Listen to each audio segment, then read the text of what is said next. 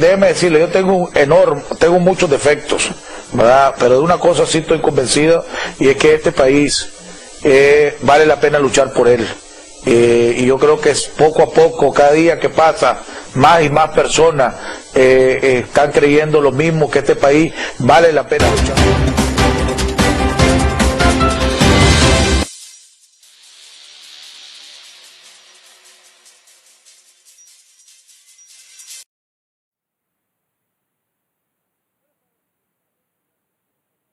De su programa Jaime Arellano en La Nación. El día de hoy, estamos dividiendo el programa en dos partes. En la primera parte vamos a estar hablando con el ex embajador y ex vocero de la Contra, don Bosco Matamoros.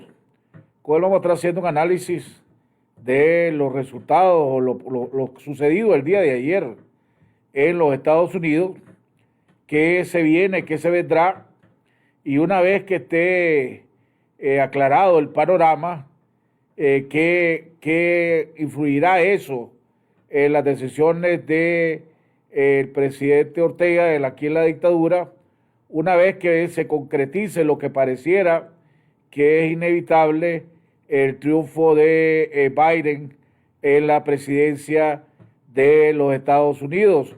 Aunque creo que oficialmente no vamos a saber quién va a ser declarado el ganador o Trump va a aceptar la derrota hasta después del viernes, y esto creo que inclusive va a ir a las Cortes de Justicia de los Estados Unidos y probablemente inclusive hasta la Corte Suprema de los Estados Unidos, donde muchos estaban esperando que esto no sucediera.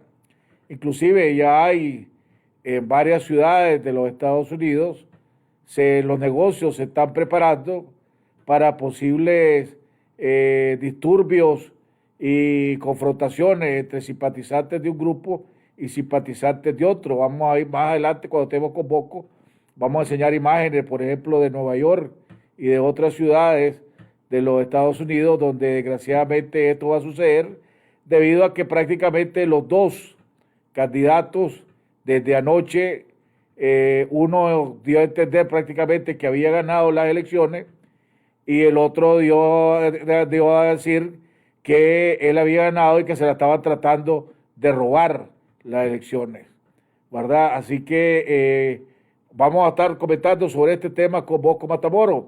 Antes de entrar con él, nuevamente mi solidaridad y oraciones y respaldo con todo el pueblo de Nicaragua, el pueblo norte, alrededor de la región del Caribe norte y el norte del país, que están siendo afectadas primero por el huracán ETA y ahora por la tormenta tropical, donde hay serios problemas de lluvia, serios problemas de saturación de la tierra. Los ríos están a punto de pasar su límite.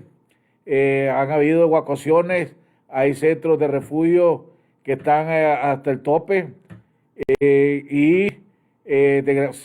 la situación está seria, va a ser seria, y la recuperación y el impacto económico y el impacto de infraestructura que va a tener esa zona en la economía nacional, pues va a ser grande.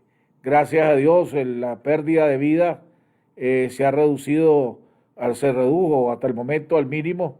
Solo 2 personas han fallecido producto de un deslave que hubo. Desgraciadamente sí, este gobierno está tratando de politizar la ayuda, está impidiendo que organizaciones de la sociedad civil capten ayuda y lleven ayuda a las diferentes zonas más necesitadas. Hemos visto que la policía y la dictadura está tratando de monopolizar esta ayuda cuando el pueblo de Nicaragua siempre se ha caracterizado por ser un pueblo solidario, un pueblo que siempre a la hora de las piedras pomas comparte, inclusive hasta lo poco que tiene, para ayudarle a los nicaragüenses cuando están en una situación de extrema necesidad, como es la situación que están viviendo los pobladores de esta zona, donde necesitan alimentación, necesitan ropa, necesitan medicina en estos momentos, y más adelante pues van a necesitar apoyo por parte de la dictadura, del gobierno, en volver a reconstruir la parte de infraestructura y de vivienda que están siendo destruidas en estos momentos. Así que, desgraciadamente, lo que dijimos desde el principio, que ojalá que esta situación no se cayera en las manos de la polarización, este gobierno, como la costumbre de ellos, están polarizando un desastre natural y aprovechándose para tratar de sacar, para intimidar, para golpear y para tratar de sacar créditos políticos de una manera descarada. Pero ya está con nosotros y vamos a aprovechar al máximo el tiempo que tenemos con él en la primera parte, al embajador y ex vocero de la Contra, don Bosco Matamoros. Bosco, gracias por haber aceptado la invitación y estar en esta primera parte del programa. Tu comentario inicial es alrededor de lo que está sucediendo en los Estados Unidos, lo que sucedió el día de ayer y lo que está sucediendo el día de hoy, donde casi ya 24 horas después de que vamos a cumplir que se cerraron las urnas en los Estados Unidos, no se ha declarado ningún ganador y ningún medio ha dado a ninguno de los dos candidatos los 270 votos electorales necesarios. Yo creo que ahorita el que, pues, de acuerdo a lo que han sacado, Biden va con 252 votos contra 217 de Trump. Tu comentario alrededor de lo que está sucediendo y después comentaremos otras situaciones o qué lecciones se pueden aprender de lo que está sucediendo en los Estados Unidos y lo que sucedió en los Estados Unidos. Bienvenido al programa. Gracias, Jaime, por invitarme. Primero quiero hacer un brevísimo paréntesis.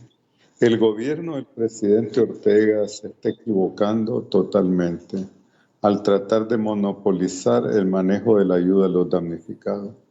Ningún país y ni la cooperación internacional va a estar entusiasmado de brindarle fondos para la reconstrucción o para paliar ese problema. Así que nos estamos metiendo en mayores complicaciones aquí en Nicaragua, no solo el huracán, la tormenta, sino la falta de visión de parte del gobierno. Ahora, entrando al tema que tú me has señalado pues, y que está llamando la atención del mundo, es el siguiente. ¿Qué ha pasado en este proceso electoral en los Estados Unidos? Mira, en términos generales, mi opinión es la siguiente. Yo creo que Trump se derrotó a sí mismo. Cometió una serie de errores que no hacían sostenible su victoria, a pesar de que Biden es un pésimo candidato, ya está, digamos, en su fase declinante como político. Pero era el menos controversial de los demócratas porque era un partido que, por una parte, representaba una amenaza en un cierto sentido de un cambio radical, porque hay actores ahí como Bernie Sanders y otros que tienen una agenda casi semi-revolucionaria en términos institucionales. Por otra parte, Trump representaba otra amenaza para otro gran sector de la población con su agenda que en un cierto sentido es radical. ¿Por qué? Porque cuestionó primero las instituciones nacionales, las instituciones de seguridad de los Estados Unidos, que el país le tiene confianza. Cuestionó el poder legislativo, cuestionó la prensa completamente, cuestionó a un hombre que el país admiraba y respetaba como John McCain, a quien llamó un fracasado después de que estuvo 5 años en una prisión en Vietnam y nunca se rindió.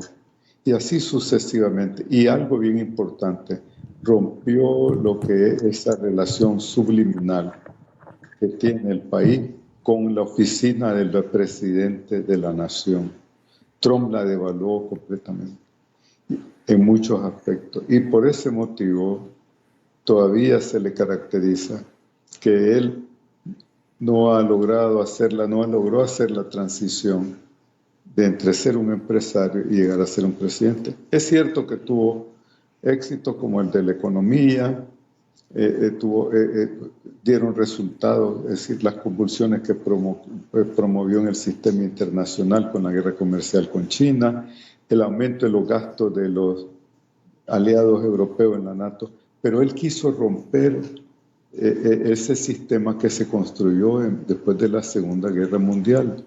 Y esto no era el método que una gran potencia, que la potencia número 1 en el mundo, emplea para mantener su sistema de alianza. Y para mi modo de ver, el fracaso más grande de Trump fue el manejo del coronavirus.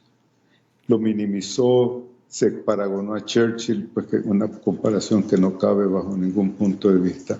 Y si hubiera seguido el modelo alemán, que tiene 85 millones de habitantes Alemania y 11,000 muertos, en los Estados Unidos, si hubieran seguido ese modelo, hubieran hoy 48 a 50,000 muertos en vez de 226,000 fallecidos.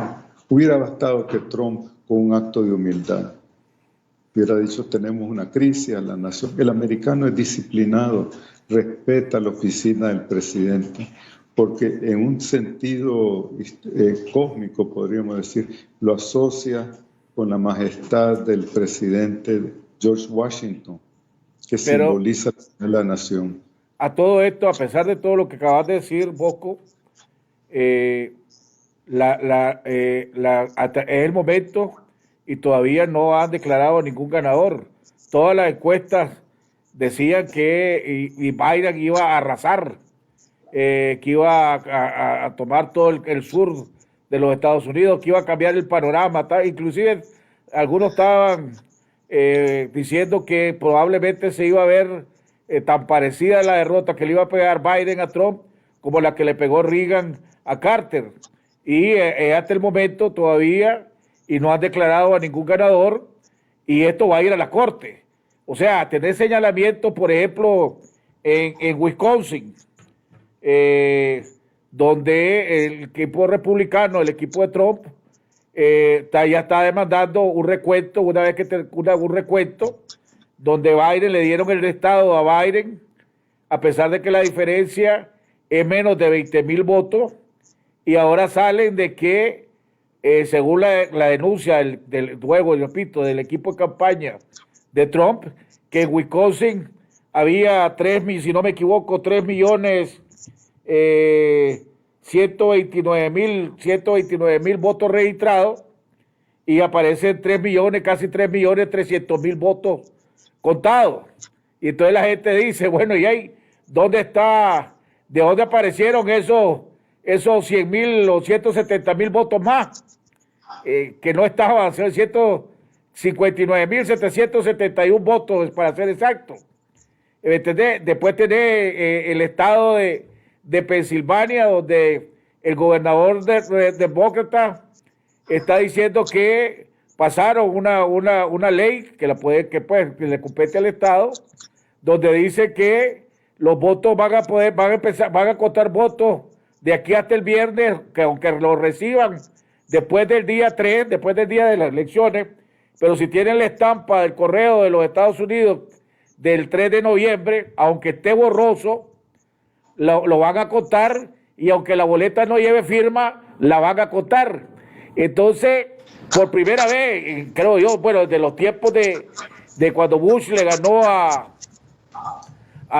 Bush hijo le ganó al vicepresidente, ¿cuál era cómo se llama el vicepresidente que era Al Gore? Pero eso fue un estado. Aquí estás hablando de que están cuestionando los procesos electorales en 4 estados, donde la diferencia son menos de 20,000 votos, e inclusive en Nevada son menos de 8,000 votos la diferencia entre uno y otro. Entonces, y para terminar, Trump sacó más votos popular esta vez que la vez pasada, porque hubo una ficha récord de votos, pues, pero la diferencia de votos populares entre Biden y Trump es apenas de 2 o el 3%, cuando con la Clinton fue inclusivemente grande. Pero la pregunta donde quiero llegar es lo siguiente: ¿esto hasta dónde va a impactar a las instituciones de los Estados Unidos? Estos cuestionamientos, y si esto va a ir hasta la Corte, y cómo va a afectar a las instituciones. Vamos a enseñar fotos, por ejemplo, el que nos mandaron de Nueva York, donde ya muchos negocios y en varios lugares están poniendo como que si fuera como que iba a tener un desastre natural, madera en las ventanas y todo lo demás porque esperan disturbios.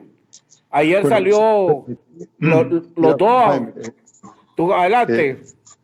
mira, primero quiero decirte que el sistema electoral norteamericano no es un sistema unitario, sino que es federal. Cada estado tiene sus propias leyes electorales y probablemente va a haber una reflexión sobre los mecanismos electorales que existen en los Estados Unidos y cómo perfeccionarlos. Indiscutiblemente hay cuestionamientos. Por ejemplo, Pensilvania, Trump tiene más de 300,000 votos de ventaja, pero la cuestión es la cifra mágica, 270 votos electorales.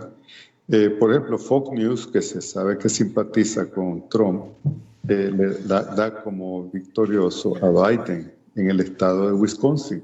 Pero fíjate que lo trágico de esto es que es lo que se llama la judicialización del voto y el enorme cuestionamiento que Trump le hizo a las instituciones nacionales y que por otra parte, como consecuencia, siendo, digamos, el presidente, que es el único cargo elegido por el voto nacional, pone en tela de duda todo lo que es la sanidad del sistema político norteamericano.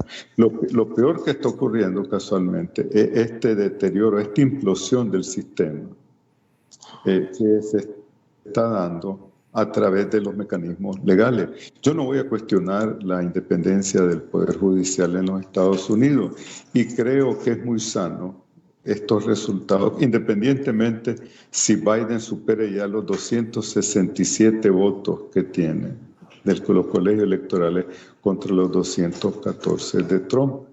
Es el tiempo que va a tomar al país para encontrar esa coincidencia, ese músculo nacional que ha caracterizado y que ha llevado a los Estados Unidos a ser una superpotencia tridimensional.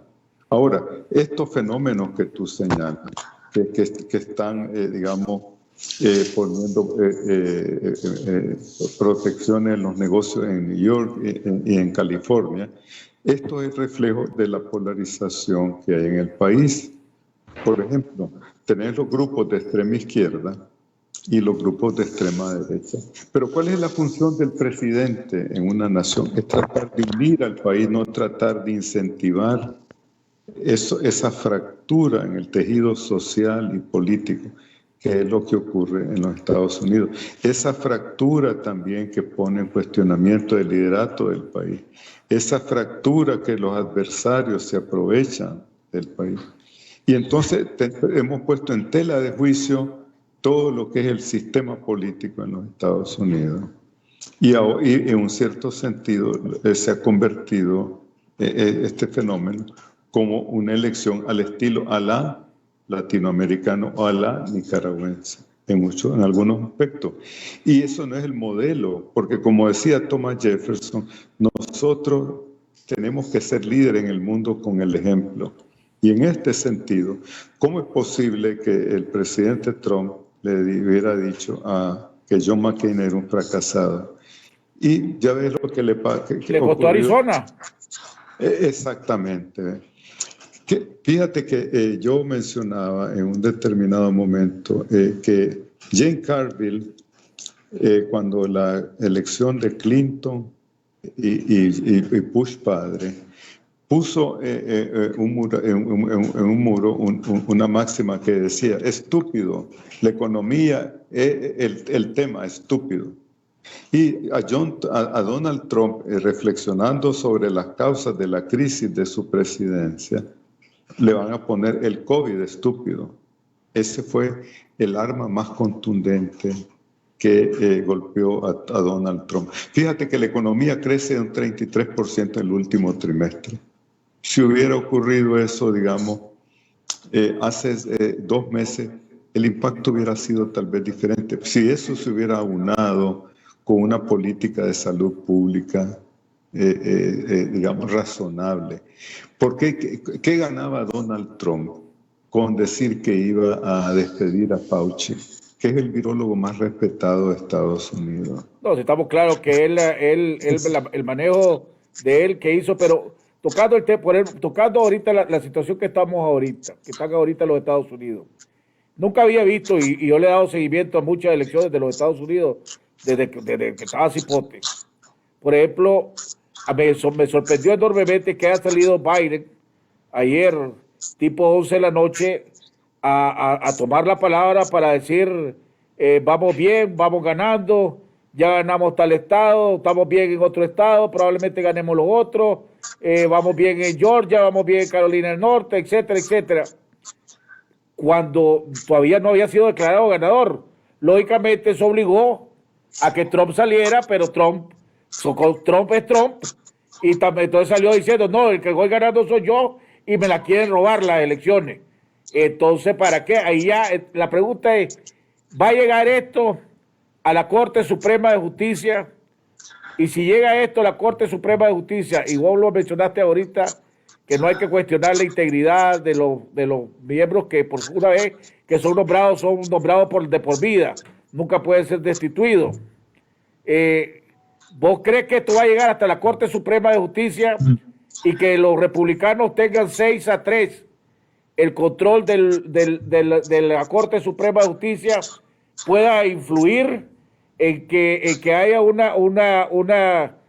que manden a volver a contar todos los votos o a volver a hacer elecciones en estos estados, que en un mundo que estamos tan locos, tan decachimbados, ¿qué se puede esperar?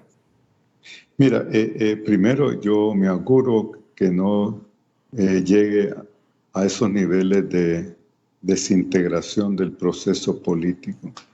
Segundo, llegaríamos a lo que se llama la judicialización de este proceso. Creo que sería traumático para el país, porque recuérdate que todavía en los análisis de la historia política reciente norteamericana se menciona el caso Bush-Gore, que fue de 400 y algo votos la diferencia. En un condado de Florida, ni siquiera fue todo el estado, fue en un condado. Exactamente. Entonces aquí estamos viendo exponencialmente una situación mucho más conflictiva y que es el resultado de la agudización que habría de la crisis y de la implosión del sistema electoral norteamericano. Es decir, fíjate que yo he estado meditando sobre esto y la pregunta que yo me hago es casualmente el hecho de que es tan descentralizado. ¿Por qué? ¿Por qué descentralizado? Porque las enormes distancias que habían antiguamente, la tecnología no permitía esa comunicación simultánea para poder controlar los votos desde el centro. Y por eso se le dio esa autonomía, esa facultad a los estados y la confianza en que el voto es respetado en el sistema político norteamericano. Aquí se está poniendo en tela de juicio esa confianza. Es decir, y recordemos que no solamente es las leyes las que rigen un Estado, sino la confianza, el respeto del individuo a esas leyes. Yo miro positivo lo siguiente, imagínate. Primero, los demócratas es cierto que mantienen el control de la Cámara, pero ha disminuido su mayoría. Y cada 2 años se tiene que poner a prueba un porcentaje de la Cámara, la Cámara de Representantes. El Senado mantiene el control, los republicanos, y eso es fundamental, ¿Por qué motivo? Porque el presidente necesita el concurso del Senado para poder gobernar. Ahí se acaban las fantasías de que iban a aumentar el número de magistrados de la Corte Suprema. Ahí se acaban las fantasías de que iban a aplicar políticas radicales en temas fiscales, hasta un 65-70% de impuestos y así sucesivamente. El pueblo americano demostró en ese sentido sabiduría y ponderación, independientemente de que cada voto, por ejemplo en Carolina, invirtieron las grandes compañías tecnológicas más de $4 per cápita para derrotar a Lindsey Graham.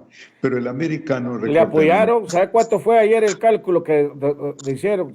Más de $100 millones invirtieron en el candidato demócrata para que derrotara a Lindsey Graham en Carolina del Norte. Más de $100 millones en la campaña de senador. Sí, y antes figúrate que hace algunos años $100 millones representaban más de un tercio de la campaña electoral de un presidente en los Estados Unidos. ¿Ve?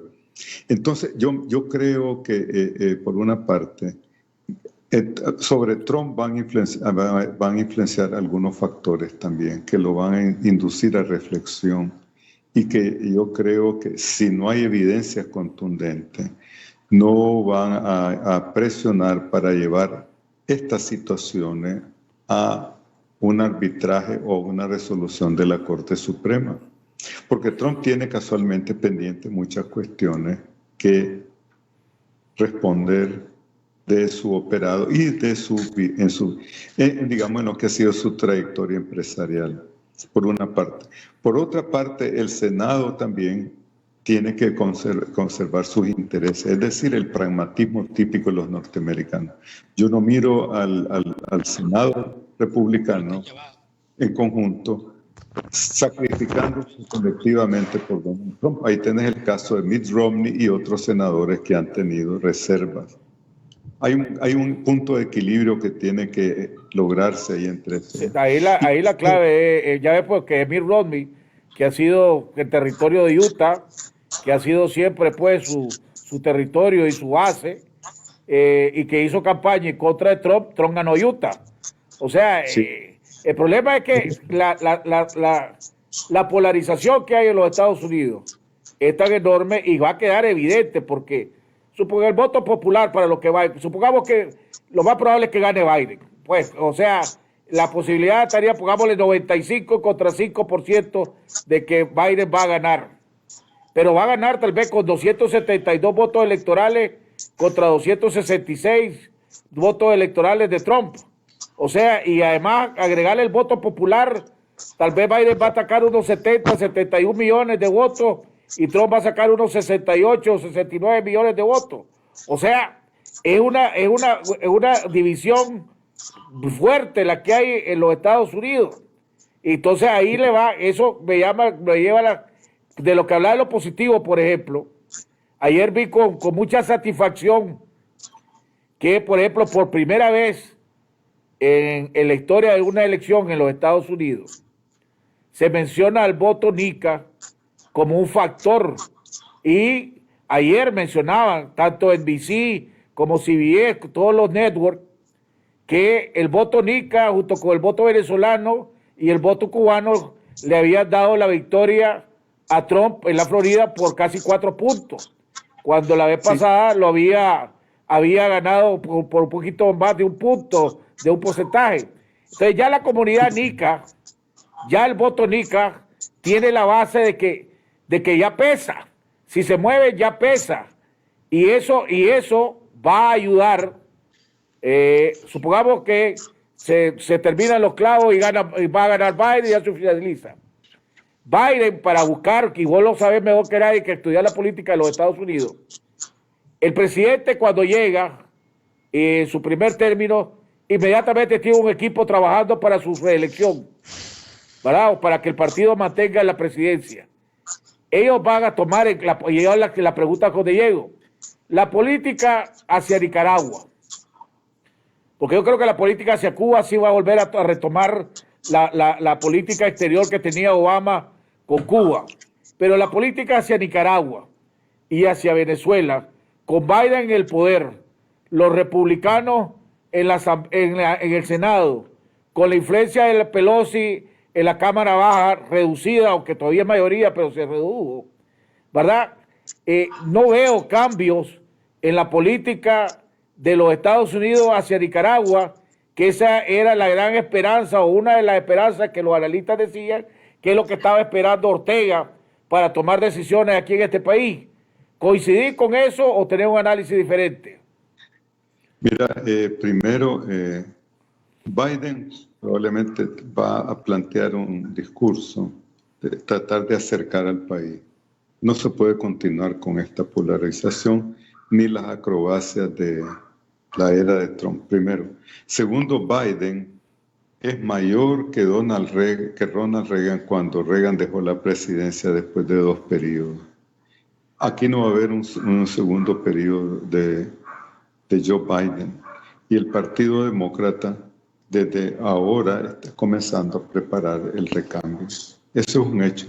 Así funciona el sistema político norteamericano. Correcto. En cuanto al caso de Cuba, totalmente de acuerdo. Va a haber una apertura, no diría yo con tanto entusiasmo o osadía como vamos, pero sí con esa visión, pero con cautela.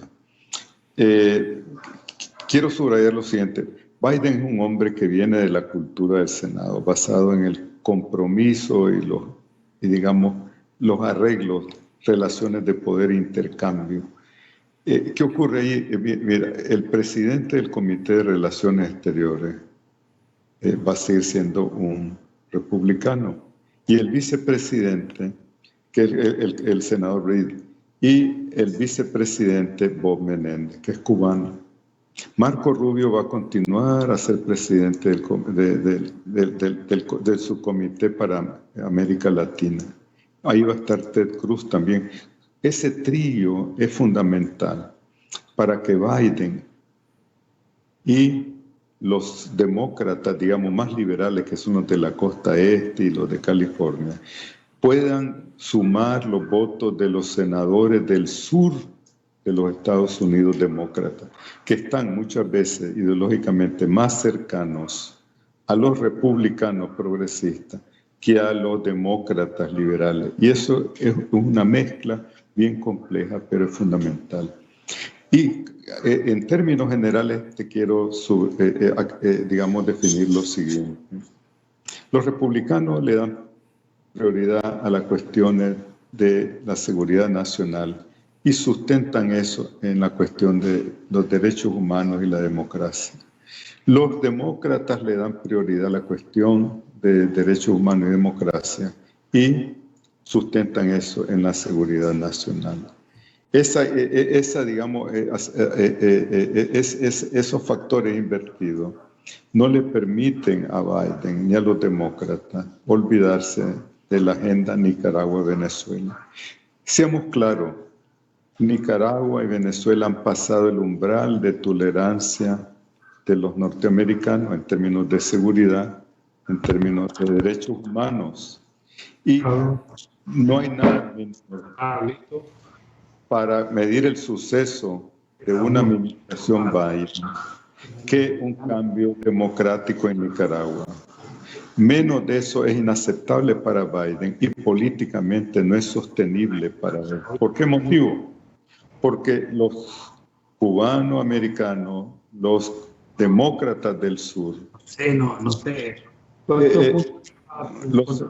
y los congresistas de los estados donde hay casualmente, como tú señalabas, población nicaragüense, venezolana y cubana, no se pueden permitir el lujo de bailar un valser dictatorial ni con Daniel Ortega ni con Nicolás Maduro. Para Ortega, desde mi punto de vista, es más difícil una presidencia de Biden que una presidencia de Trump. Entonces, el cálculo que está haciendo la gente o lo que se asumía que Ortega iba a tomar una decisión después de ver las elecciones de los Estados Unidos. Con este triunfo de Biden, pues asumamos que ganó, porque básicamente pues, es muy difícil que no gane, ¿verdad?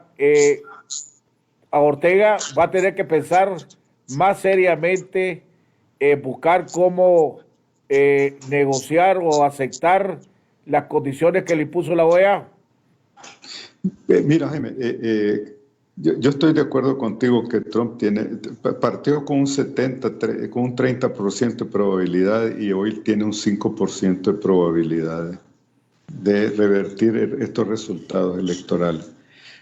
Esa es la situación, creo yo, de Donald Trump en este momento. Ortega tiene, y la oposición nicaragüense tiene una fecha fatal, que es en mayo del 2021.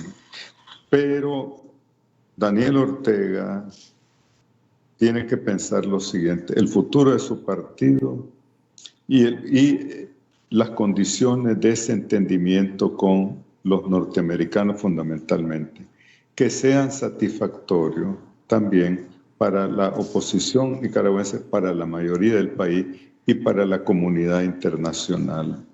Lo más conveniente, si tiene una visión, digamos, de largo plazo, tomando en consideración esos factores, debería de comenzar a tomar esos pasos que sean una respuesta positiva a lo que le ha planteado la OEA y que no se convierta en otra crisis aguda, otra confrontación con la nueva administración de Biden, porque va a tener por delante 4 años de problemas mucho más serios. Recuérdate que Jimmy Carter era un presidente demócrata y fue a través de la política, la prioridad que le dio a la política de los derechos humanos a la cuestión de la corrupción. Fíjate que Biden ha martillado la corrupción y los derechos humanos. Y eso es un señalamiento directo a los gobiernos de Nicaragua, a los gobiernos de América Latina, Venezuela y otros países donde existen esas dos componentes. Para terminar, Bosco, porque yo sé que solo tenías 30 minutos, 40 minutos. Según nuestra Constitución y nuestras leyes, antes del 7 a más tardar, este gobierno debe de convocar, o el Consejo Supremo Electoral debe convocar a las elecciones del 2021. Porque el 7 estaríamos a un año exactamente de la fecha que según nuestra Constitución debe haber elecciones. Si este Consejo Supremo Electoral que controla el gobierno Ortega no convoca las elecciones, no abre el proceso electoral este 7, debe tomarse como un mensaje negativo y de reto tanto para la comunidad internacional como para la oposición en Nicaragua. Mira, yo creo que sería una equivocación fatal del gobierno de Daniel Ortega si no comienza a dar los pasos que en esa hoja de ruta que le ha sugerido la comunidad internacional. Seamos claros, Jaime, Daniel Ortega no tiene amigos en Washington. Nadie le quiere dar la mano, nadie le quiere sonreír. Lo que le están insinuando a Daniel Ortega es un camino por el cual él puede salir a través de un proceso electoral de la presidencia o dejar el poder en Nicaragua. No hay otras alternativas, salvo que se quiera hundir al país en una crisis existencial, ¿verdad? O proclamar a Nicaragua una república popular al estilo de la que hay algunas Corea del Norte. O Corea del Norte. Pero yo no creo que eso sea el escenario que estén buscando el Partido Sandinista y Daniel Ortega para su futuro. Ok, entonces si querés agregar algo, Bosco. Sí, Jaime, mira, seamos conscientes, la geopolítica está determinada por los factores geográficos. ¿Dónde estamos ubicados? Estamos a 2 horas de Miami, a 15 y 18 horas de Corea del Norte. Pensemos en eso en un momento. Aquí tiene un gran reto Daniel Ortega, el Partido Sandinista, y un gran reto a la oposición, que hasta ahora no ha sabido articular un discurso ni organizarse. Dejemos que cada organización crezca por su cuenta, que todos presionemos para que hayan elecciones en noviembre del 2021 y que se dé una respuesta dentro de mayo. Para mayo, comencemos a pensar en la coalición. Van a haber 6 meses para presentar una propuesta de nación. El error ha sido que nos hemos apresurado y el error ha sido querer resolver todo, que es la receta para resolver nada. Bueno, amigo teniente, vamos a ir a un cambio y cuando regresemos vamos a estar oyendo el análisis del doctor Fanor Avendaño, experto constitucionalista, alrededor de qué significa lo que está pasando en los Estados Unidos y qué impacto va a tener en las decisiones que pueda tomar o tome Ortega una vez que ya se conoce, prácticamente solo parece oficializarlo, Biden va a ser presidente de los Estados Unidos, los republicanos controlan el Senado, los demócratas reducen su control en la Cámara Baja, el voto nicaragüense en el sur de la Florida jugó un papel determinante en el triunfo de Trump en el estado de la Florida. ¿Cómo irá a tomar Ortega todo esto? Faltando 3 días para que el Consejo Supremo Electoral tenga, según la Constitución y nuestras leyes, abrir y convocar al proceso electoral. Vamos a un cambio y ya regresamos. Andrea jugaba Play con su novia en casa. Ahora juegan Play, cada uno en su casa. María celebraba su cumpleaños con sus amigos más cercanos. Hoy lo celebra con todos. Carmen preparaba su clase desde casa. Ahora desde casa da su clase. El mundo está cambiando y en Claro seguiremos con vos. Por eso te damos el internet más rápido de hasta 200 megas de velocidad, 250 canales con 44 HD y 200 minutos línea fija para estar conectado donde y como querrás. ¡Claro que sí! Nicaragua, sí me importa. Por Nicaragua. Soy capaz de escuchar. Conferencia Episcopal de Nicaragua.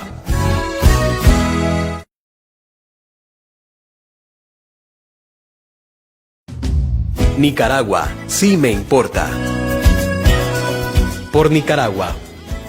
Soy capaz de escuchar. Conferencia Episcopal de Nicaragua. Recomendaciones para seguir protegiéndonos del COVID-19. Lávate las manos con agua y jabón y utiliza alcohol gel. Utiliza siempre mascarillas. Guarda una distancia de 2 metros con las demás personas en reuniones y lugares públicos. En el transporte, desinfecta las áreas de contactos. Evita las actividades sociales y las conversaciones innecesarias. Si tiene fiebre o síntomas respiratorios, quédate en casa. Este fue un mensaje de Ciudadanos por la Libertad. Voy a tratar de ver si el ángulo me lo pone bien. ¿Cómo ves el ángulo ahí? Para estar viendo la cámara. Está bien, está bien. Bueno, ya estamos al aire. Bueno, amigos televidentes, ya estamos al aire, estábamos platicando. Ya estamos al aire, don Fanor. Gracias. Bueno, amigos televidentes, ya estamos de regreso en la segunda parte. Ya está con nosotros el doctor Fanor Avendaño, experto constitucionalista y presidente del Partido Social Cristiano, si no me equivoco. Todavía sigue siendo presidente, ¿verdad? No, la presidenta es la señora... Bueno, es Azucena Ferrey. Granadina. Es cierto, es Azucena Ferrey. Y tu amiga, aunque no es de tu edad, pero tu gran amiga. No, y siempre ha sido un invitado de honor que he tenido en este programa. Bueno, Fanor, para aprovechar el tiempo, ya pasaron, pues están pasando las elecciones de los Estados Unidos, vienen tiempos tumultuosos todavía allá. Trump no va a aceptar ni ha aceptado su derrota, aunque ya pareciera inminente que la va a tener que hacer, pero pareciera que van a ir a la corte por el estado de Wisconsin, donde perdió por menos de 21,000 votos, el estado de Nevada, donde perdió por menos de 8,000 votos, el estado de Georgia, que todavía no han declarado para nadie, pero va arriba por más de 70,000 votos, Pensilvania va ganando por más de 200,000 votos, y Arizona, que lo perdió por menos de 80,000 votos, pero que todavía están contando y va a exigir reconteo y reclamo. Por ejemplo, en Wisconsin, el equipo de Trump, de campaña de Trump, señaló que habían 3,129,000 votos registrados para votar y contaron 3.288.771. O sea, aparecieron 159.000 votos de la noche a la mañana. Probablemente esto se va a ir a la corte, pero yo creo que no va, ya es muy difícil que Trump quede reelecto. Por lo tanto, Biden va a ser, la realidad va a ser una vez que todo esto se calme y ojalá que no haya violencia ni siga para más. Biden va a ser presidente, los republicanos van a controlar el Senado, los demócratas mantienen el control de la Cámara de Baja, pero pierden, creo que son alrededor de 10 congresistas, o sea, su mayoría se disminuye bastante. El voto NICA, por primera vez en su historia, se hizo contar en unas elecciones de los Estados Unidos. Las principales cadenas nombraron al voto, decía el voto de los nicaragüenses, el voto de los venezolanos y el voto de los cubanos fue clave para que ganara Trump por el 4%. Por lo tanto, de aquí en adelante ya el voto NICA es alguien que puede por lo menos pellizcar la mesa o golpear un poquito la mesa. Se veía que muchos de los analistas especulaban que Ortega, para tomar decisiones, una de las cosas que iba a esperar eran los resultados de las elecciones de los Estados Unidos. Con estas realidades, pues una vez que pasen todos los bochinches y todo lo demás, y se tengan esas realidades, con Biden en el poder, se la verá, según algunos creen que Ortega le va a ser más fácil con Biden que con Trump poder gobernar.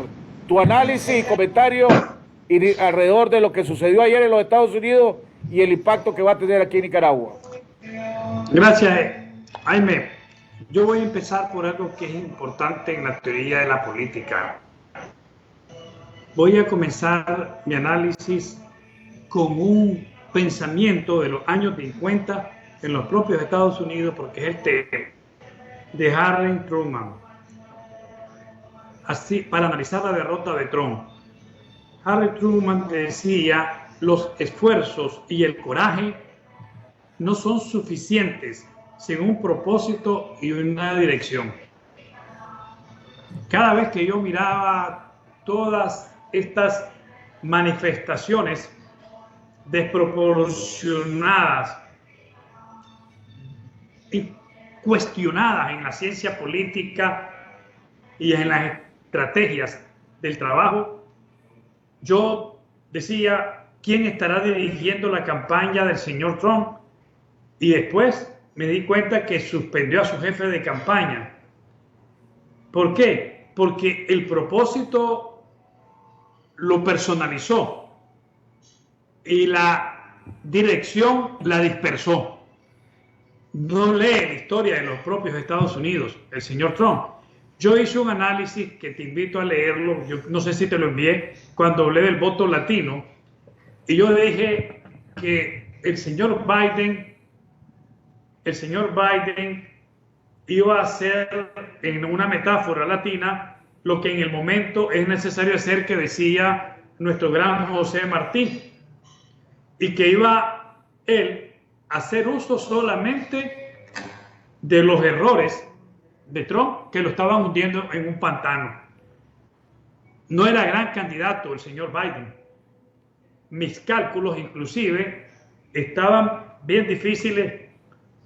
Yo consideraba que era muy complicado y que era más probable que ganara el señor Trump según algunas circunstancias, pero miraba errores sobre errores. Y errores no corrigen otros, sino que se profundizan las cosas. Pero ahí difiero un poquito de vos, Fanor, porque... Sí, yo sé. En el sentido de que... Partirte de algo. En el sentido quiero hacer de que... ese análisis, ¿verdad? Okay, el día de ayer fue un plebiscito también, no fue un referéndum. Sí, en el sentido de que fue un plebiscito, la pandemia fue mal manejada. Es primera vez en la historia, y esto anotarlo con cientificidad, Jaime, primera vez en la historia que un presidente con estabilidad macroeconómica y de economía familiar, ambas, pierde una elección en un segundo mandato. Pero nunca ha habido tampoco. Vez en la historia de los Estados Unidos. Pero siendo, pues, o sea, ese es una, no quiero decir una media verdad, Sí. porque es una verdad. El nivel económico del país pero es la primera vez también. es una verdad. Pero es la primera vez también que hay un proceso electoral. Con los niveles que tenía él. Pero es la primera vez también, Fanor, Sí. que hay unas elecciones con una pandemia que nunca se había visto en el mundo, como la pandemia del coronavirus. Sí. O sea, no podés tratar de comparar peras con naranja. No podés ocupar estas elecciones como las que ha habido en otras ocasiones, porque nunca un presidente ha estado en una pandemia tan inesperada y tan letal como es la pandemia del coronavirus ahorita. Mira, es que te voy a... Sí, no voy a cuestionar, y respetar a la gente que vota por el señor Trump o el señor Biden. Admito, el último round no ha sonado la campana. Pero quiero decirte algo. Sinceramente, él manejó una campaña fuera de la teoría de Harry Truman. Como te dije, los esfuerzos y el coraje no son suficientes si no hay un propósito y una dirección. Él pensó que era su corporación, no que era un país. Y lo vi por muchas facetas. Como te digo, yo te envié ese artículo, creo, a mediados de octubre. Y varias personas en América Latina y en Europa me compartieron ese análisis y dijeron que por qué, y sacamos conclusiones. Todas las clases políticas en el mundo sabía que se arriesgaba demasiado el señor Trump. Y las personas con emotividad son los que lo apoyaron por emotividad política de sus países en algunos casos y por emotividad política de su política doméstica. Ahora, pero para poder hacer, no digo lo contrario. Para poder hacer una aseveración como la que está haciendo, sí. En primer lugar, yo creo que se va a tener que estudiar muy bien estas elecciones, porque la movilización que se vio el día de ayer en las urnas de los Estados Unidos nunca se había visto en la historia de los Estados Unidos. O sea, ayer votaron más de 70 millones de personas. ¿Verdad? Eso no se había visto, votos físicamente estoy hablando, ¿verdad? Más de 70 millones de personas. Y 102 en voto de correo. Exacto, o sea, 102 millones en voto de correo. Eso nunca se había visto. Ahora, los cuestionamientos que eso van no a tener... contradice lo que te digo. No, por eso, pero quiere decir que el movimiento... Eso no contradice lo que te digo. Todas las encuestas, es como dijiste que él había manejado muy mal su campaña, pero la movilización que él hizo de la base republicana, ¿verdad? Él luchó contra los republicanos, contra los demócratas, luchó contra la pandemia, luchó contra la mayoría de los medios de comunicación, porque él declaró la guerra. Estás equivocado. Y la guerra se declaró mutuamente entre los medios de comunicación y Trump.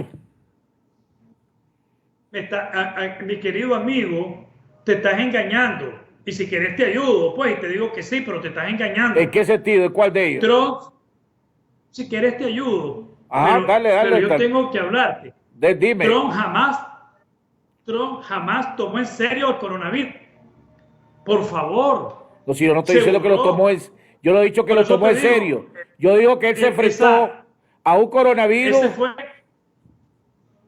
Yo dije hace días, no lo dije hoy, que el día 3 de noviembre no iba a ser el día D. Yo dije, el día 3 de noviembre va a ser el día CC, consecuencia COVID. A él lo derrota el COVID, no lo derrota Biden.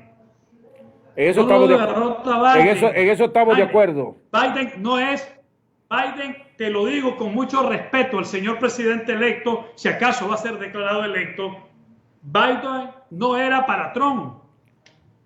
Trump tenía que haber barrido no te voy a decir que vamos a 1984, donde Ronald Reagan sacó 525 votos electorales y casi lo manda en una estampilla de correo a Jimmy Carter. Eso saca, oíste, el señor Reagan en su reelección, perdón, en la reelección de Reagan. Eso Ahora, sí fue un referendo y un plebiscito. Que diga que estas elecciones fueron un plebiscito contra Donald Trump. Por eso dije plebiscito. Te admito, yo te dije, es un plebiscitario, fue esta elección, no fue referendaria, porque el sistema no se está tocando. Y Ronald Reagan defendía un nuevo sistema y lo logró. Te quiero advertir algo solo para terminar mi análisis. Donald Trump pensó, menospreció al candidato a tal punto que pensó que su estructura de poder y el sistema de los megacapitales tendrían que rendirse a él. Ese fue un gran error de Donald Trump. Estados Unidos, Jaime, y vos lo sabes bien, es un país de leyes. Y no te asombres, Jaime, te lo voy a apuntar ahorita porque lo vas a grabar este programa. Si el primero que sale reconociendo la derrota y diciendo que Donald Trump, porque sabe que puede perder más si cuestiona. Esto va a ir a la corte, desgraciadamente. Puede ser. Sí, por eso dije, no te asombres. No te asombres si el mismo partido republicano y los mismos senadores le dicen, Trump, reconozca porque no lo queremos ver después a usted en un juicio. Cuando vos ves la cantidad de plata... No te asombres. Cuando vos ves la cantidad de plata que gastaron los demócratas, la campaña de todos los medios de comunicación contra Trump, la complicidad de los medios de comunicación para tapar los errores y los mismos señalamientos de corrupción. No estoy diciendo que sea corrupto, pero los señalamientos de corrupción que salieron en las últimas 3 semanas contra Biden alrededor del hijo, donde salieron emails, donde salieron declaraciones inclusive de socios del hijo de Biden, donde decían que él estaba pidiendo comisión para el big guy, o sea, para el hombre grande, que es como le llama él al Papa, y que ningún medio de comunicación le haya dado paso a esas denuncias, que mismo Facebook y Twitter hayan bloqueado al New York Post, que sacó esa noticia en primera plana y no la ha dejado circular en su página en las redes. Te das cuenta de contra todo lo que luchó Trump, y aún así estamos a casi 24 horas de que terminaron las votaciones y todavía no se ha declarado un ganador. O sea, para mí a pesar del mismo Trump, la labor que hizo este hombre al final fue extraordinaria. Bueno, vos lo estás diciendo porque eras parte de su equipo y es válido que vos lo digas. No, pero decime qué es lo que estoy diciendo que decime qué es lo que yo dije. Puedes decir es eso. Por favor, solo hacerme. Decime qué es lo que yo dije es mentira. Yo no te estoy diciendo mentiroso. Primero, no, jamás te voy por a eso, pero es que me decís que soy del equipo, pero decime, es mentira que tapar. Solo te voy punto por punto. ¿Es verdad o es mentira que todos los medios de comunicación estaban contra Trump? ¿Es verdad o mentira? Te quiero explicar. No, pero no, solo para decirme sí o no. Después tengo que después hacer los análisis. ¿Sí o no? No estaban todos. ¿Cuál? ¿Solo Fox? No. Apartar Fox. Entonces ya te estoy diciendo por uno. Dijiste todo. Pero después tenía ABC, CBS, CNN, MSNBC. Bueno. Disculpa, déjame hablar. Por eso que te estoy preguntando. Es que vos me decís que mi argumento. Y me decís, oíme, pero es que no me. Dale. Estamos entrando a un debate de secundaria. Dale, sí, pues vaya. Sí o no, todos los medios estaban contra Trump. Exceptuando Fox, pues. Exceptuando Fox. Fox no es él. Te quiero explicar, déjame hablar. Vaya, En dale. Miami, ¿cuántos estaban a favor de Trump? ¿Querés que te diga cuántos estaban a favor de Trump? Ajá. Estaban 3 medios importantes a favor de Trump solo ¿Cuáles? en la ciudad de Miami. ¿Cuáles? ¿Cuántos estaban en ¿Cuáles? Texas a favor de ¿Cuáles? Trump? ¿Cuáles? Agarrate, mira, hay ¿Cuáles? una cosa, agarrate la hoja, lo que hicimos nosotros en la No, por página eso, web. decime y vas a ver cuáles, ahora te doy la oportunidad. importantes Decime cuáles medios digitales, en Nueva York, en Miami emisoras estaban a favor de importantes Trump. en los Estados Unidos. No, me está El diciendo Washington Post, que en Miami el había Tribunal. 3 medios a favor de Trump. Decime cuáles son. Pero te estoy diciendo y no me dejas hablar. Ajá, ¿cuáles? Pero, oye, te voy a decir, el Washington Post y el Miami Herald, The New York Times, son periódicos de élites. Pero se está hablando En solo de Estados Miami Unidos Herald es de Miami. Hace más de 50 años. Ese Las Miami cadenas Herald es de televisión, Miami. Las cadenas de televisión, estadísticamente te estoy hablando, no tienen las audiencias más que los cables, las redes y los medios alternos digitales. Y Trump, desde los Twitter, desde los Facebook, ¿cómo ganó la primera campaña? También hubiera perdido contra Hillary Clinton. Pero, ok, yo podría asumir, y me quiero retractar con vos si querés, para darte el beneficio de la duda, los medios en su mayoría no estaban con él. Pero el pueblo norteamericano percibe en una gran medida, como lo demostró, la inestabilidad de un gobierno. Hay una proporción de 7-1 de inestabilidad en el gabinete de Trump. Decime en 4 años cuántos asesores de seguridad tuvo, cuánta gente cambió en prensa, cuánta gente cambió en el Departamento de Estado. ¿Qué tanto influenció eso en las elecciones? Mucho, por ¿Cuál eso es te el digo, voto, ¿cuál es el voto popular? 51-49. Sí. Sacó pero más votos importante populares esta vez Claro. que la elección pasada. Pero también la elección pasada perdió el voto popular y ganó el colegio electoral. Exactamente. Pero es que que es fantástico y es doloroso también, porque también es fantástico. Ahora, el voto popular hay que tomarlo en cuenta, pero en Estados Unidos hay que ir por el más voto allá. electoral. Oye, bien, para la legitimidad solo tenés que ir el 50+1 para la legitimidad de ganar. El voto popular, el voto popular no te da la legitimidad te da Eso te digo, el para voto la electoral. Legitimidad, dije yo. Muy bien, para la legitimidad de ganar. Para la legalidad de ganar, ¿quién te lo da? Te lo da el colegio electoral. Por eso. Ahora, ¿con qué legitimidad? ¿Con qué legitimidad? Es la mitad más uno. ¿Con qué legitimidad o legalidad ¿Sí? va a ganar Biden cuando vos tenés que un estado dominado por los demócratas decidió que van a contar, que los votos que reciban después del día de las elecciones, aunque mientras sea sellado o con algo que pareciera el sello del correo, iba a ser contado? ¿Verdad? ¿Cuándo se ha visto eso? Es como que digamos aquí van a haber las elecciones son el 7 de noviembre, y te diga Managua, mira hermano, el alcalde de Managua decidió que los votos que digan los Managua se van a contar hasta el 10 de noviembre. Y entonces, entonces van a poder contar votos que no lleven firma. Aunque el sello esté borroso, se le va a dar el beneficio de la duda al votante.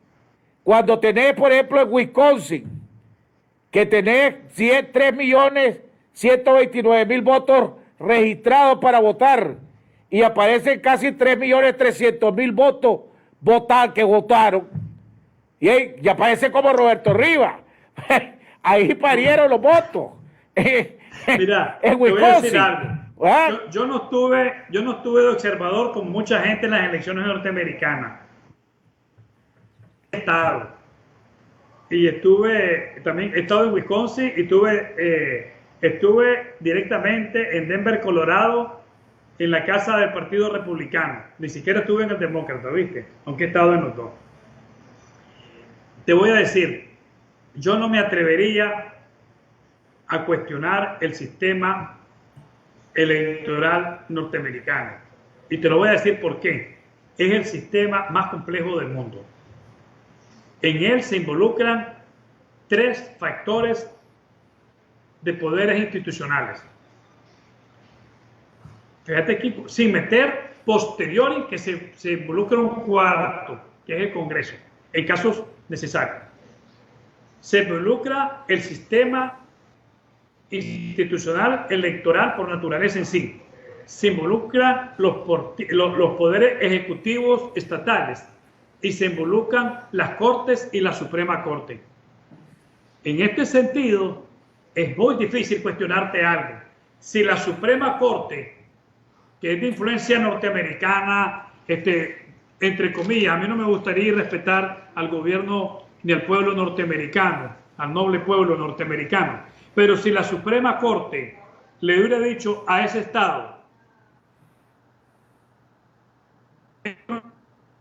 nadie lo va a hacer.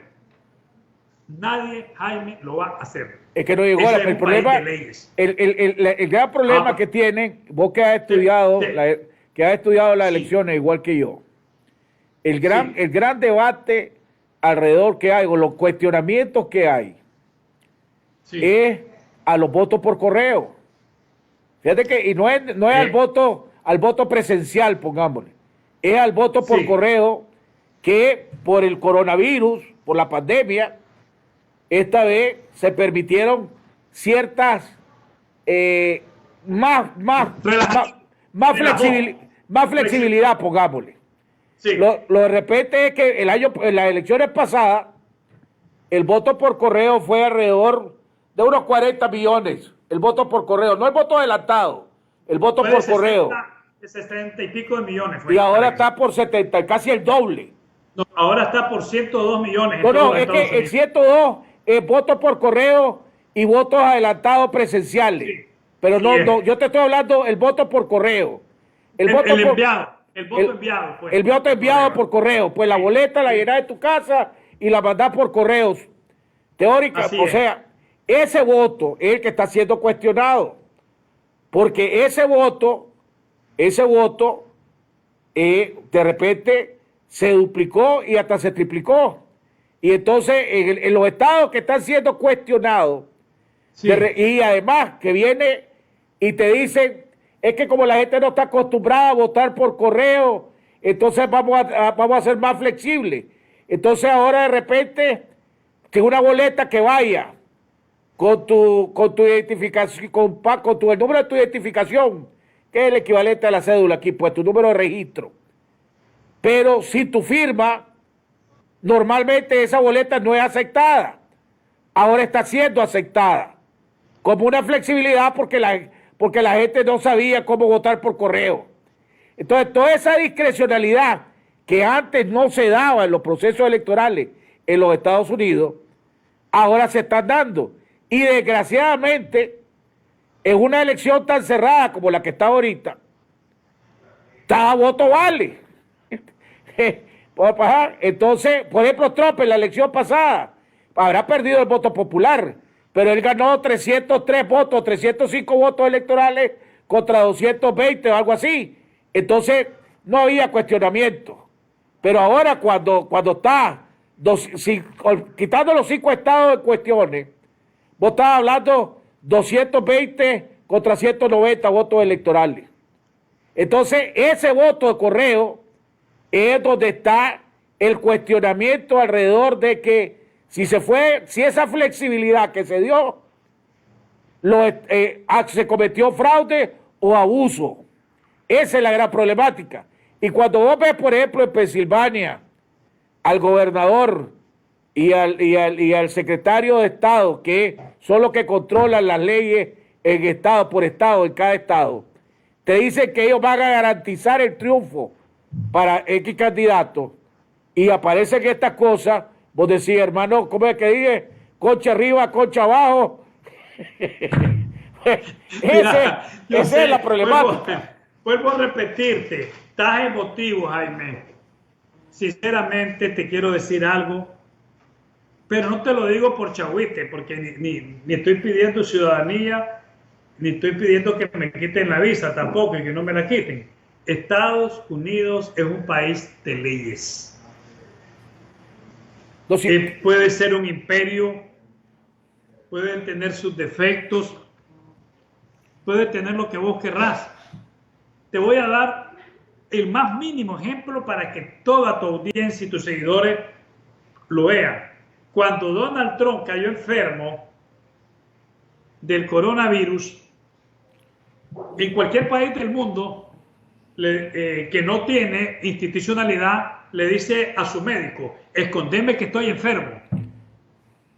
Allá sale el parte médico y su médico dice, mi presidente tiene coronavirus. Después dice en otra declaración, mi presidente está sobrepeso y con colesterol. ¿Sabes por qué? Porque si al presidente le llegara a pasar algo y a este tipo que está en la obligación de decir la verdad se la cayó, ese hombre va preso. Aunque el presidente se lo pida. Déjame aclarar. Voy a decirte ahora lo que va a pasar. Déjame aclararte algo por el comentario que acabas de hacer. Que yo haya sido simpatizante, que soy simpatizante de Trump y soy de los que fuimos nicas por Trump y es más fundamos en los nicas por Trump.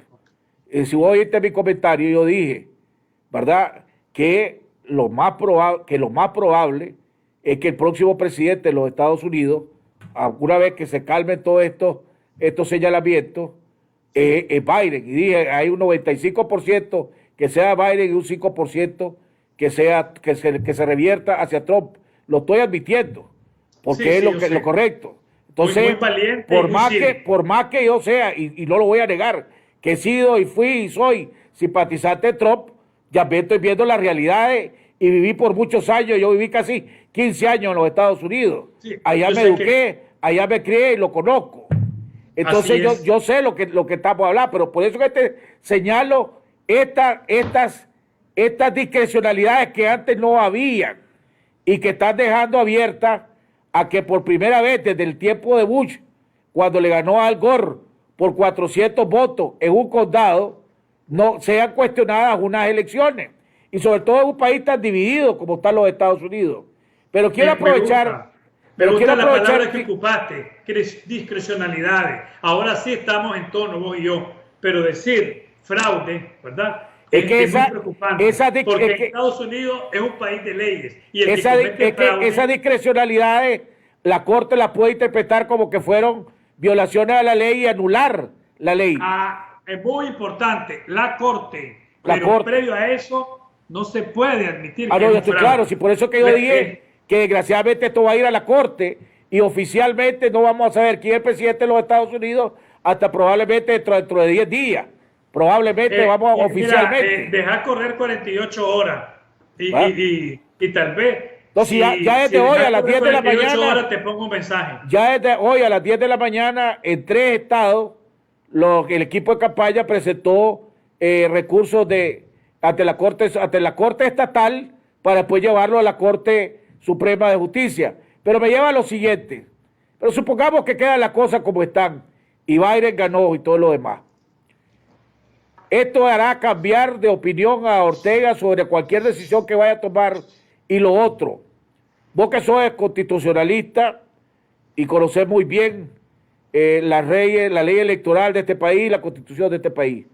Según nuestras leyes, el Consejo Supremo Electoral está obligado al 7 a más tardar de convocar al proceso electoral porque el 7 estaríamos a un año de las elecciones del 2021, que es el próximo 7 de noviembre.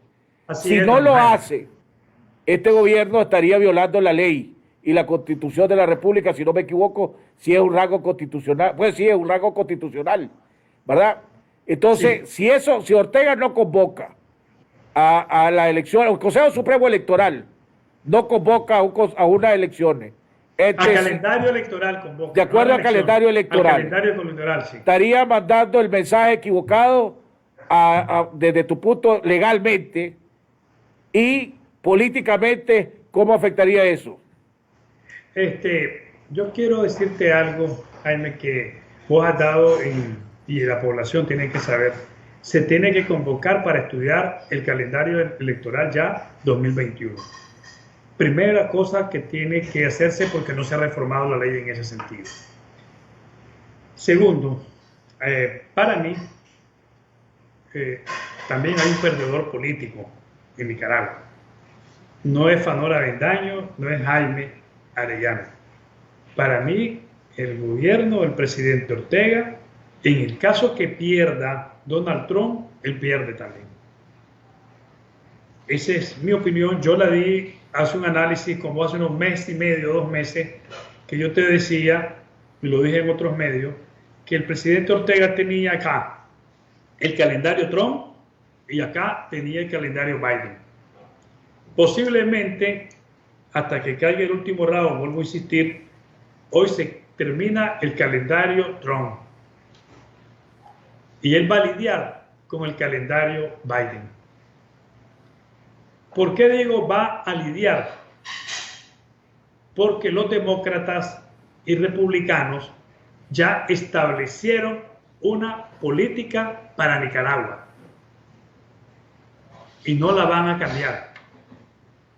Porque inclusive a nivel latino, y tendría que tomar en cuenta el presidente Ortega y su gobierno esto, una mujer, Rosalind, ¿cómo se llamaba la congresista que era amiga tuya, Jaime?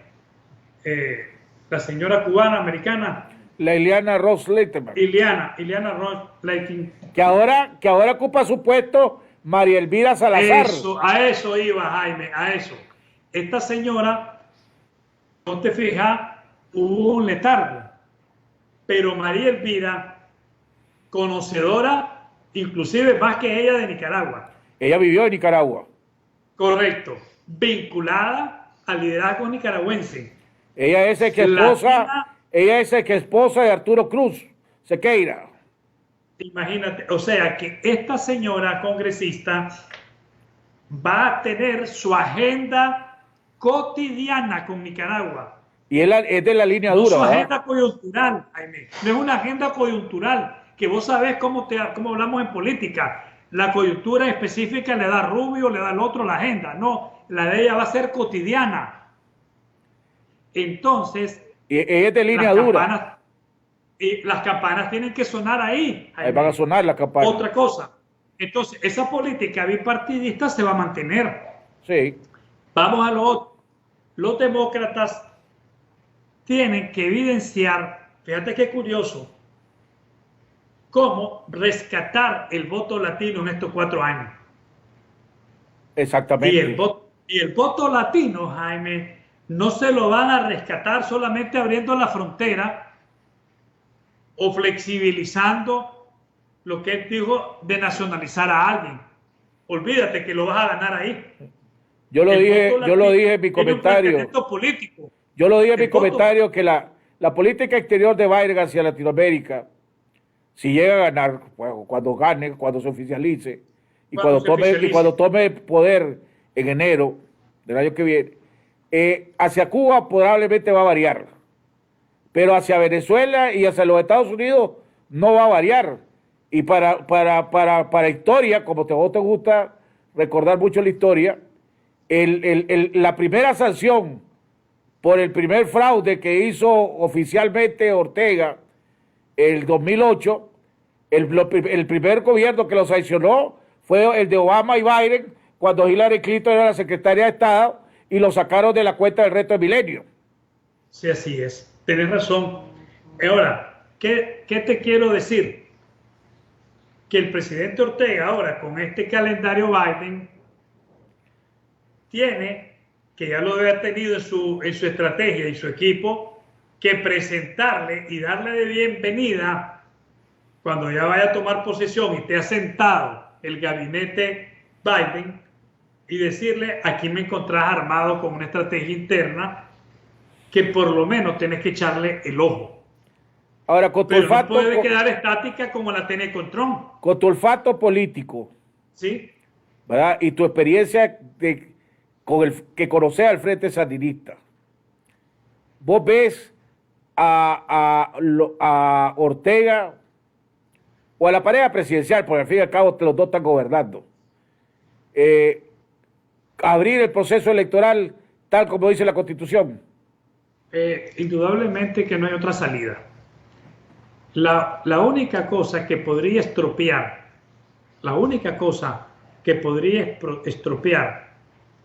una agenda para solucionar la crisis del país, pero para favorecer al gobierno del señor Ortega, sería un conflicto que vaya escalándose a niveles desproporcionados en la política doméstica norteamericana, que yo te digo, no lo veo.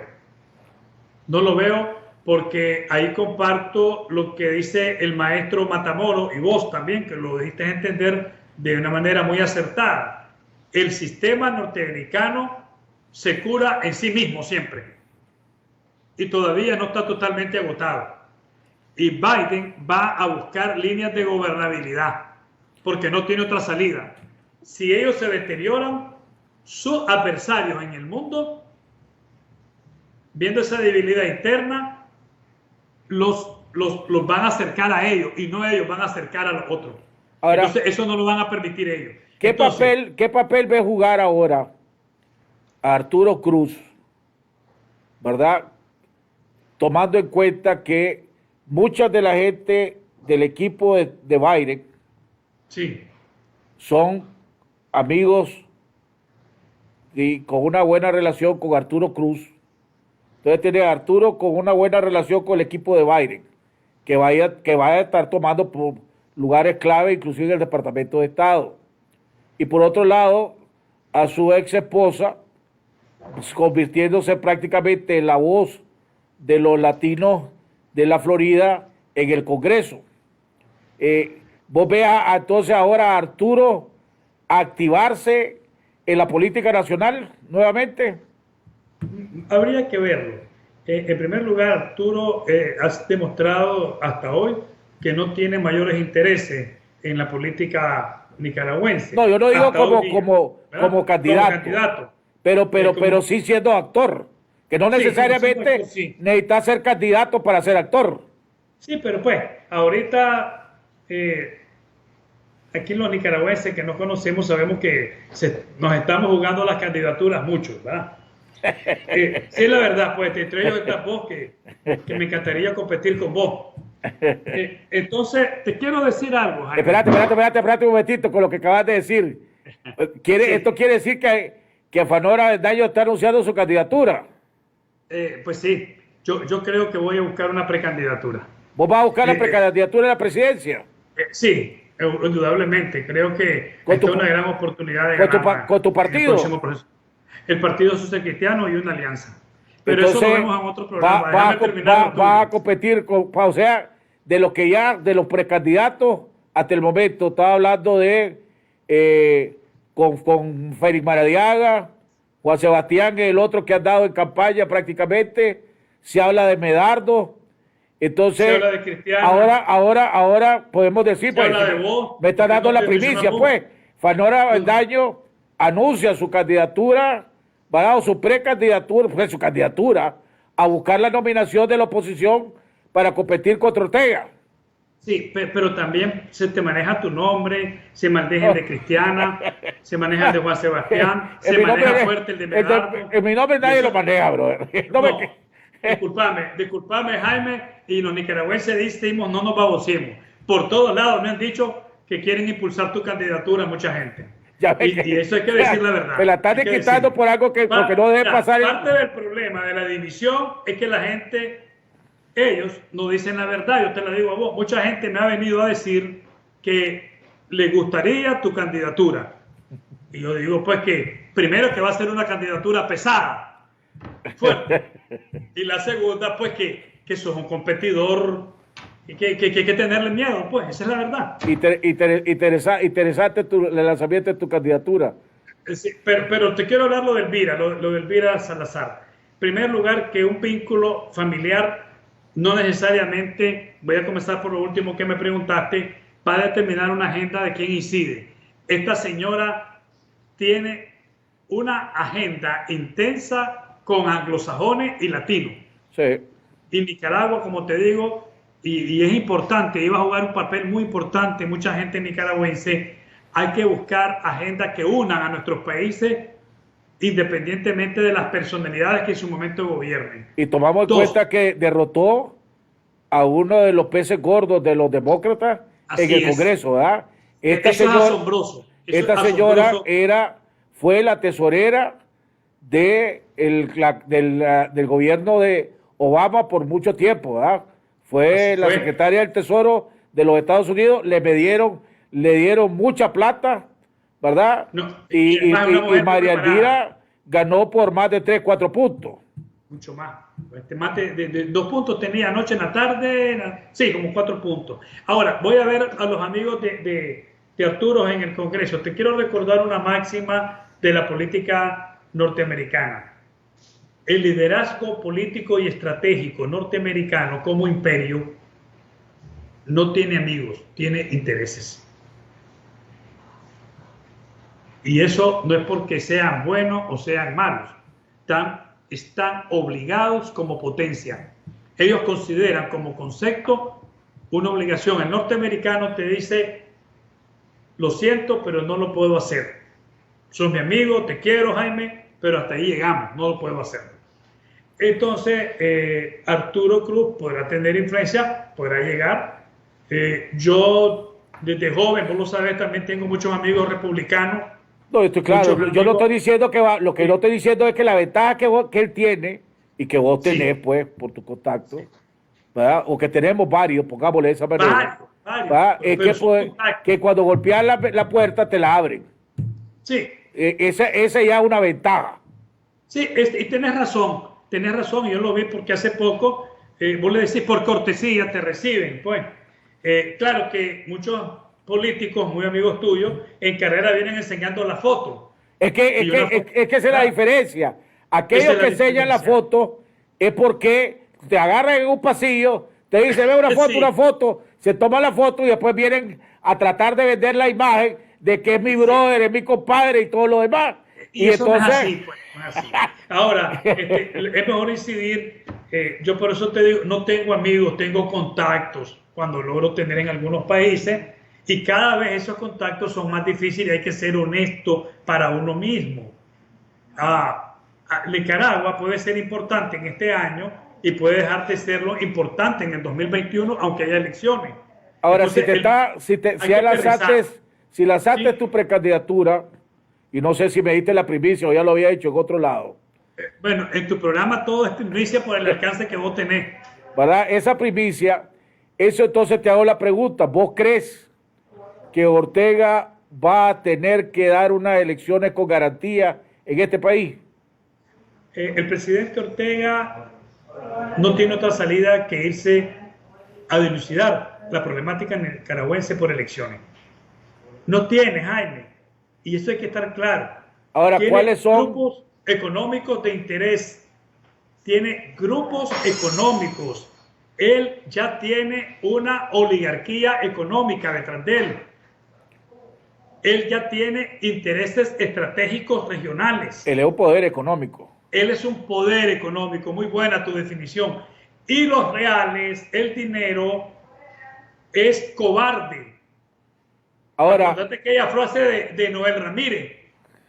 No hay más temeroso, dice, que $1.000.000. ¿Te acordás aquella frase de nuestro amigo Noel? Y este tiene bastante. Ahora, déjame hacerte la pregunta que le he hecho a los otros precandidatos cuando he tenido la oportunidad de entrevistarlo. ¿Cuáles son las condiciones mínimas que Fanor Avendaño aceptaría para correr en una campaña? Bueno, fíjate que yo te digo que el país requiere de elementos básicos para ir a una campaña, pero lo primero que tiene que ser un político es decir, voy a la campaña y voy a la propuesta. Es lo primero. Las condiciones la política la construye.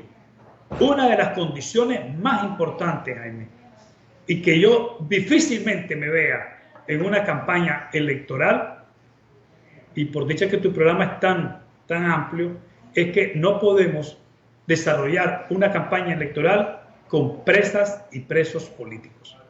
O sea, mientras haya presos no aceptas. Me quedo en mi casa y tal vez te apoyo en tu campaña. Si vos te vas a ir. Seguí tratando de quemarme. Soy bandido vos. Entonces, pero dime, eso, hay algunos que dicen, y te quiero hacer esta pregunta, dice, si para poder sacar a los presos políticos necesitas llegar al poder. Sí. Y entonces, haya o no haya presos políticos, hay que competir, te dicen algunos.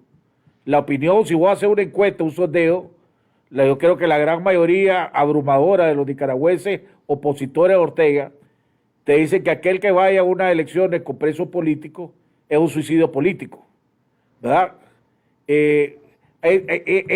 O sea, la primera condición no negociable, pongamos, para aquellos que realmente se quieren decir que son opositores, es no participar en un proceso electoral mientras haya presos políticos y mientras no haya libertad de circulación en este país. Es obvio, Jaime. Fíjate que... No, es que la vez pasada el profesor Medina, como vos decís, sí, dijo en el Canal 10 que él creía que había que ir a unas elecciones con o sin condiciones. Mira, te voy a decir algo. Por eso es que te hago la pregunta. Eso nos ha metido a unos políticos, porque yo me he reunido con ellos y te lo admito, y vos sabes quién dijo eso de los presos políticos también de la OEA, porque vos sabes quién lo dijo y quién nos dijo a nosotros de la OEA, uno de los asesores de Almagro, que vos lo conocés, y me dice, Fanor, hay que ir porque en mi país, vos sabes a qué país me refiero, fuimos a las elecciones con los presos políticos y después los sacamos. Entre los liberados fui yo. Ahí te estoy diciendo quién fue la persona. Por eso te digo yo que hay gente que cree eso. Sí, ahora te digo yo, Jaime, si Fanor Avendaño va a salir, yo no voy a pegarle 4 tapazos y 4 ofensas al presidente Ortega y decirle, no voy con vos a competir si no me dan los presos políticos. Este es un proceso de persuasión. El preso político puede salir de 2 maneras o de 3, pero la mejor de todas ellas es la persuasión política para que no salgan 100 y entren 200. ¿Eso no es, Jaime? Así es. ¿De qué te sirve, Jaime, que por bravacunada, yo por mis pistolas, por mis pantalones, le digo a Ortega que saque 100 presos políticos y a las 4 semanas tenga 200? No, es la persuasión de cómo traíamos el cuadro en un país, vamos a elecciones y algo muy importante que estás diciendo, Jaime. ¿Qué hay de garantías para la movilización, la organización, la libertad de prensa y la libertad de expresión? Sí, término, ahora te voy a hacerte una pregunta como constitucionalista y abogado, no y también como político, pues. Si Ortega no convoca, si el Consejo Supremo Electoral, que controla Ortega, pues, sí, no convoca al proceso electoral, no abre el proceso electoral este 7 de noviembre a más tardar. Sí. ¿Qué recurso legal hay para eso? Hay 2 perspectivas que podés jugarla y en primer lugar, el control que tiene el Consejo Supremo Electoral sobre la ley misma, entiéndase discrecionalidad, es una de las cosas que hay que quitar en la ley. En primer lugar eso, y restringirla en algunos aspectos. Yo te puedo dar 2 ejemplos de discrecionalidad. Uno de ellos es lo que vos señalabas, que te pueden hacer el calendario 1 año antes o te lo pueden hacer 8 meses antes o 6 meses antes. Esa es parte de la discrecionalidad, ya. Porque te puede convocar en un papel y no te da el calendario. No, correcto. Pero te tiene que convocar. A oír. Pero te tiene que convocar. Pero te tiene que convocar porque te puede convocar para decir que te va a oír. 1. Ya dio el primer mensaje que te va a convocar cuando el ministro de Hacienda está pidiendo hasta los fondos ya para las elecciones. ¿Viste eso? Tomaste nota de eso, ¿verdad? Ajá. Hace poco. Lo dejaron pasar ahí como que estaba un poquito sin darle connotación. Y otra cosa que es importante en este proceso electoral es que se vaya consensuando la propuesta de los sectores de la oposición para plantearle al presidente de la República y a la Asamblea Nacional cuáles son los elementos básicos para garantizar un proceso electoral. Con tu fuente que tenés, para ir terminando, porque ya nos hemos pasado bastante, ¿verdad? Con tu fuente que vos tenés, si tuviera que decirte apostar o dar un porcentaje sobre si el Consejo Supremo Electoral va a convocar o va a abrir el proceso electoral este 7 o antes del 7, ¿qué porcentaje le daría? ¿Que sí o qué porcentaje a no? Yo diría, tengo un 80% que no. ¿Que no va a convocar? El presidente Ortega y su equipo se va a afianzar bien sobre la política norteamericana por dos razones. Una, la política norteamericana marca la pauta de la política de la OEA. Entonces, si no convoca si no abre el proceso electoral este 7 de noviembre, sí, quiere decir que las posibilidades de que aquí haya un proceso electoral con garantía y transparencia y con oportunidad de poder ser competitivo se reducen considerablemente. Bueno, te voy a volver a reformular lo que te dije, dependiendo de cómo esté la política norteamericana. Primero, estamos hablando de 2 días. Sí, marcamos de 2, pero también puede ser que tenga todo el mes de noviembre. Puede ser que tenga todo el mes de noviembre. Pero ya está violando la Constitución. No está violando la Constitución. Te hablo que la ley electoral le da cierta discrecionalidad. No te habla de fecha y día exacto como tal. Te habla de que tiene que convocar a elecciones un año antes. Un año antes, sí. Y si las elecciones son el 7, tiene que convocar el 7 o un año antes. Un año antes, pero él puede decir... tiene discrecionalidad. Tiene discrecionalidad para el calendario electoral, pero no para abrir el proceso electoral. Así es, déjame explicarte. Puede decir, para cumplir el requisito, convóquese a los partidos políticos y les vamos a mandar el calendario electoral. Ahí ya está abriendo el proceso mismo. Exacto. Esa es la pregunta. ¿Vos crees que haga eso? Estamos bien ahí. ¿Vos crees que haga eso antes del 7? Tiene que hacerlo obligadamente, pues sí. Si la ley se lo exige, no va a empezar violentando la ley. Igual le dio a los partidos políticos, que yo dije que lo aprovecharan, ¿verdad?, la oportunidad de su personería jurídica.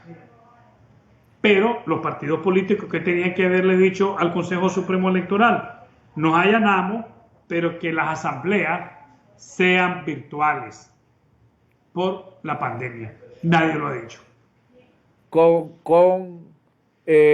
Ustedes tienen esperanza, última pregunta antes de tu comentario final.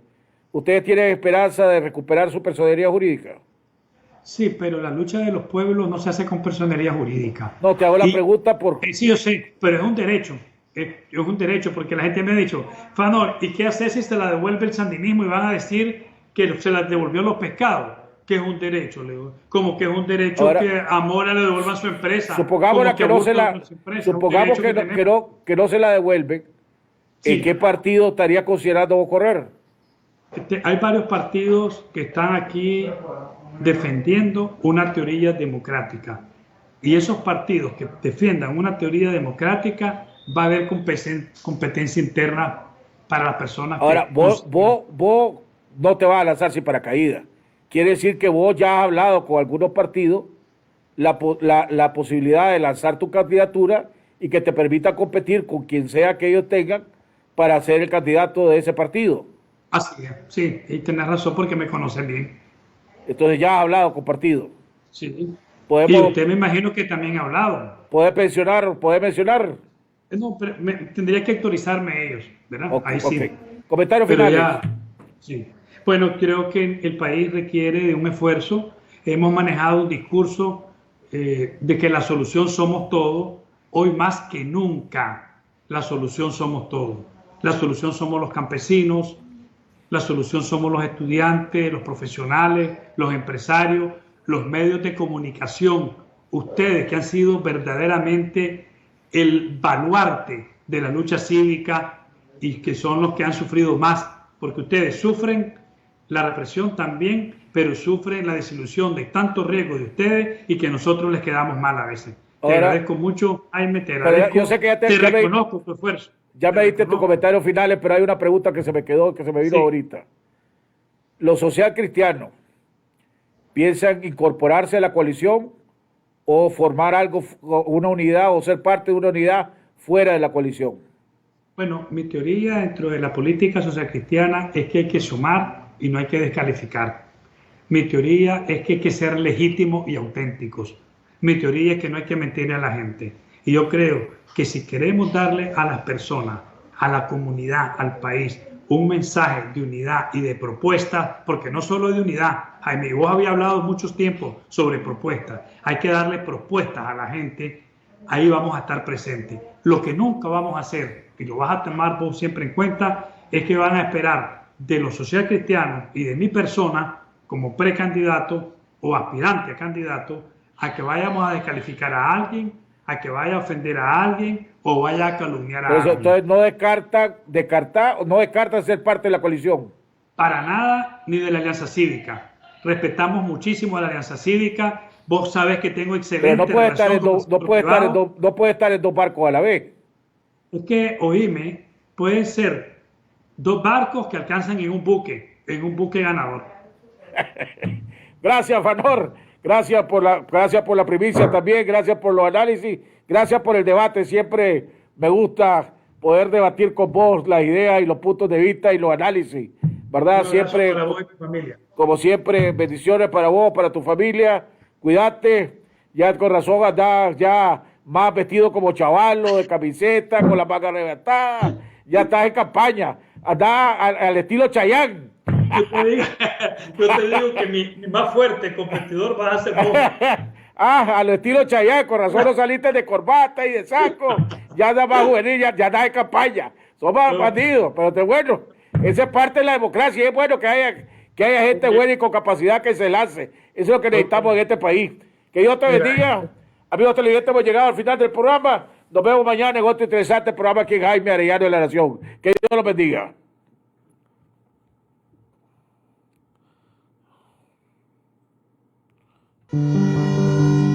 La unión de todos los sectores democráticos va, pero no debe ser a ciegas, sino haciéndolo bien. Todos los nicaragüenses estamos unidos. Todos queremos derrotar a esta dictadura y construir una Nicaragua mejor. Pero no sería la primera vez que derrocamos a un dictador y nos viene algo peor. Actualmente, algunas agrupaciones políticas como el PLC de Arnoldo Alemán, el PRD de Saturnino Cerrato y Yatama de Brooklyn Rivera se han unido y controlan a la coalición nacional. Los tres han sido aliados del Frente Sandinista en la historia reciente, Alemán con el pacto, Cerrato respaldando la reelección de Ortega y Brooklyn siendo parte de la Alianza Unida Nicaragua Triunfa. El MRS también tiene fuerte incidencia en la coalición nacional. Este movimiento está plagado de disidentes del Frente, quienes fueron responsables directos de las barbaridades al pueblo de Nicaragua de los años 80. Tener a estos individuos es muy peligroso para el sueño de democracia, libertad y prosperidad de los nicaragüenses. Si están estos mismos personajes, volveremos al mismo rumbo ya recorrido. Y para colmo, los sectores